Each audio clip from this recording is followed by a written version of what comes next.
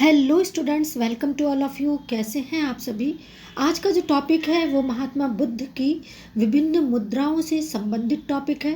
वास्तव में हाथ की विभिन्न मुद्राएं हमारी प्राण शक्ति को नियंत्रित करने में एवं विभिन्न चक्रों को नियंत्रित करने में, संतुलित करने में मदद करती हैं। महात्मा बुद्ध ने जिन मुद्राओं को फॉलो किया या जिन मुद्राओं को अपनाया, उनका एक स्पेसिफिक महत्व है और इनसे संबंधित जो क्वेश्चंस हैं वो कॉम्पिटिटिव एग्जाम्स में पूछ लिए जाते हैं।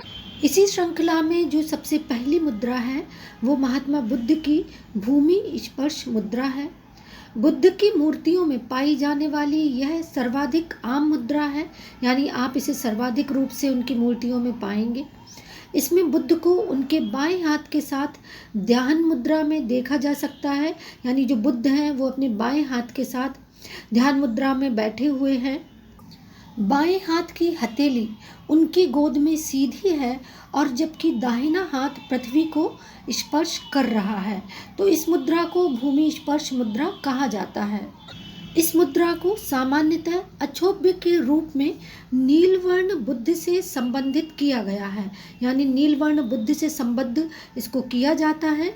अब हम जान लेते हैं कि भूमि स्पर्श मुद्रा का क्या सिग्निफिकेंस है। तो calling the earth to witness the truth, apart from this it represents the moment of Buddha's attaining enlightenment.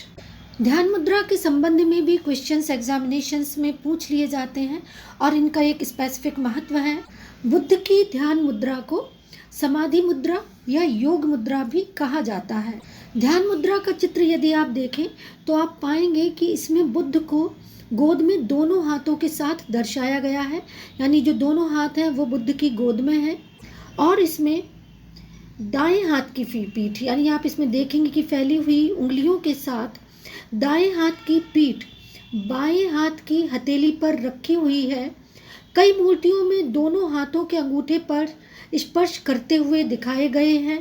इस प्रकार हम कह सकते हैं कि यह मुद्रा एक रहस्यमय कोण का निर्माण करती है। यह आध्यात्मिक पूर्णता की प्राप्ति की द्योतक है, यानी स्पिरिचुअल डेवलपमेंट या स्पिरिचुअल स्ट्रेंथ को दर्शाती है, या बुद्ध में कितनी आध्यात्मिक उत्कृष्टता है उसका संकेत करती है। बोधि वृक्ष के नीचे अंतिम ध्यान के दौरान बुद्ध द्वारा इस मुद्रा का प्रयोग किया गया था। इसी तरह से जो अगली मुद्रा है वह वितर्क मुद्रा है। यह कहीं ना कहीं टीचिंग से संबंधित है। यह मुद्रा शिक्षण और चर्चा या बौद्धिक बहस को इंगित करती है या इसका संकेत करती है। अंगूठे और तर्जनी की पोर व्रत बनाते हुए एक दूसरे को स्पर्श करते हैं, तब यह वितर्क मुद्रा बनती है या निर्मित होती है। दायां हाथ कंधे के स्तर पर और बायां हाथ श्रोण स्तर पर रखा गया है। गोद में हथेली ऊपर की ओर है। जैसा कि मैंने अभी बताया कि यह कहीं ना कहीं उपदेश और टीचिंग से संबंधित है, तो बौद्ध धर्म में इसे उपदेश के रूप में या शिक्षण के चरणों के रूप में लिया जाता है।